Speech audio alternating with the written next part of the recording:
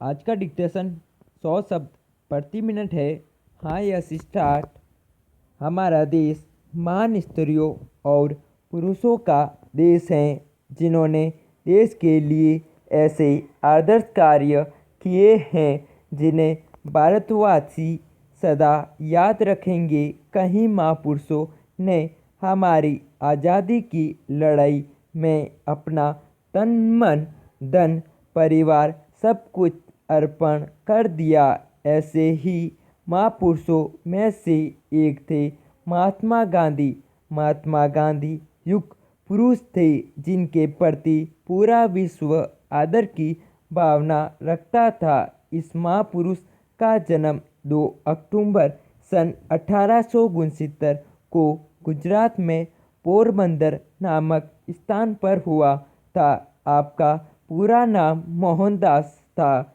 आपके पिता करमचंद गांधी राजकोट के दीवान थे। माता पुतलीबाई धार्मिक स्वभाव वाली अत्यंत सरल महिला थी। मोहनदास के व्यक्तित्व पर माता के चरित्र की छाप स्पष्ट दिखाई दी। पारंपरिक शिक्षा पोरबंदर में पूर्ण करने के पश्चात राजकोट से मैट्रिक परीक्षा उत्तीर्ण कर आप वकालत करने इंग्लैंड चले गए। वकालत करके लौटने पर वकालत प्रारंभ की। एक मुकदमे के दौरान आपको दक्षिण अफ्रीका जाना पड़ा। वहां भारतीयों की दुर्दशा देख बड़े दुखी हुए। उनमें देश की भावना जागी और वे भारतवासियों की सेवा में जुट गए। अंग्रेजों की कुटिल नीति तथा अमानवीय व्यवहार के विरुद्ध गांधी जी ने सत्याग्रह आंदोलन आरंभ किए। असहयोग आंदोलन एवं सविनय अवज्ञा आंदोलन का नेतृत्व किया। गांधी जी ने अंग्रेजों से विरोध को प्रकट करने के लिए सत्याग्रह को अपना प्रमुख शस्त्र बनाया। सत्य अहिंसा रूपी शस्त्रों के सामने अंग्रेजों की कुटिल नीति तथा अमानवीय व्यवहार के विरुद्ध गांधी जी ने सत्याग्रह आंदोलन आरंभ किए। असहयोग आंदोलन एवं सविनय अवज्ञा आंदोलन का नेतृत्व किया। गांधी जी के उच्चादर्शों एवं सत्य के सम्मुख उन्हें झुकना पड़ा और वे हमारा देश छोड़ चले गए। इस प्रकार हमारा देश 15 अगस्त 1947 को स्वतंत्र हुआ। गांधी जी ने अछूतों का उद्धार किया। उन्हें भाषा जाति और धर्म संबंधी भेदों को समाप्त करने आजीवन प्रयत्न किया। स्वदेशी वस्तुओं के उपयोग पर जोर दिया। सूत काटने सब धर्मों को आदर से देखने और सत्य अहिंसा को जीवन में अपनाने की दिशा शिक्षा दी। गांधी जी ने विश्व को शांति का संदेश दिया। गांधी जी ने प्रेम और भाईचारे की भावना से भारत की जनता के हृदय पर राज किया। वे देश में राम राज्य स्थापित करना चाहते थे। भारत की आज़ादी के पश्चात देश 2 टुकड़ों में विभाजित हुआ, भारत पाकिस्तान। इस बात का उन्हें बहुत दुख पहुंचा। हमारा दुर्भाग्य था कि इस नेता का मार्गदर्शन हम स्वतंत्रता प्राप्ति के बाद अधिक समय तक नहीं कर पा सके और 30 जनवरी 1948 को गांधी जी जीवन लीला समाप्त हो गई। एक भविष्य दृष्टिता युग दृष्टा हमारे बीच से चला गया। आज गांधी जी हमारे बीच नहीं हैं, किंतु उनके आदर्श सिद्धांत हमें सदैव याद रहेंगे। उनका नाम अमर रहेगा। पैरा गुजरात के साबरकांठा जिले में बिहार के मजदूर ने 14 माह की बच्ची के साथ जो कुछ किया वह एक व्यक्ति की दरिंदगी है।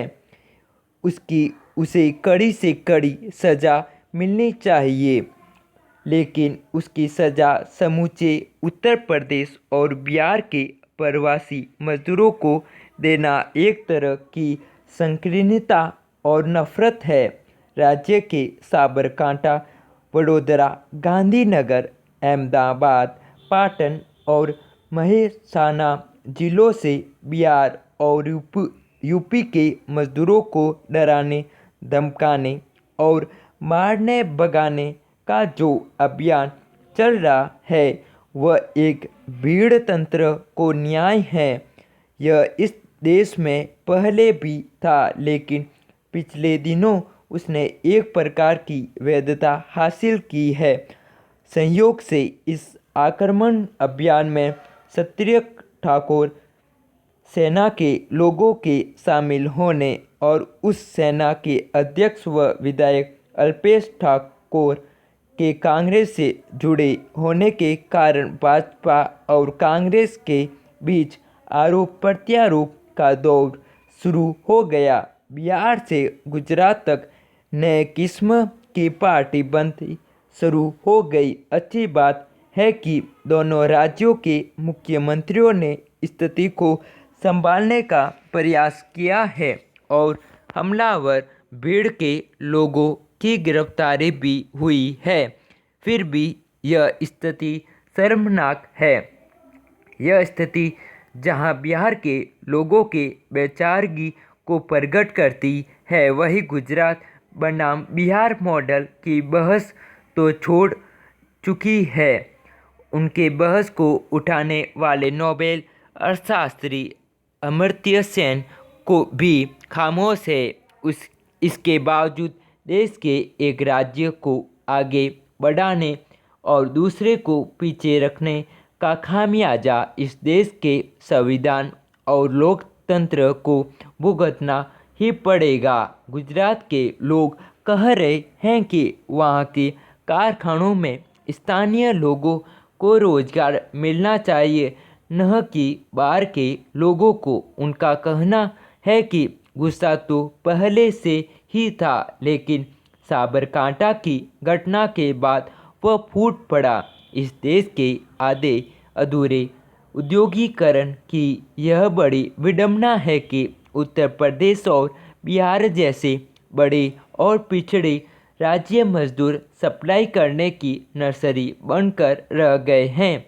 औद्योगिकरण के इसी ढांचे पर सवाल उठाते हुए कभी महात्मा गांधी ने हर गांव को आत्मनिर्भर बनाने की बात की थी।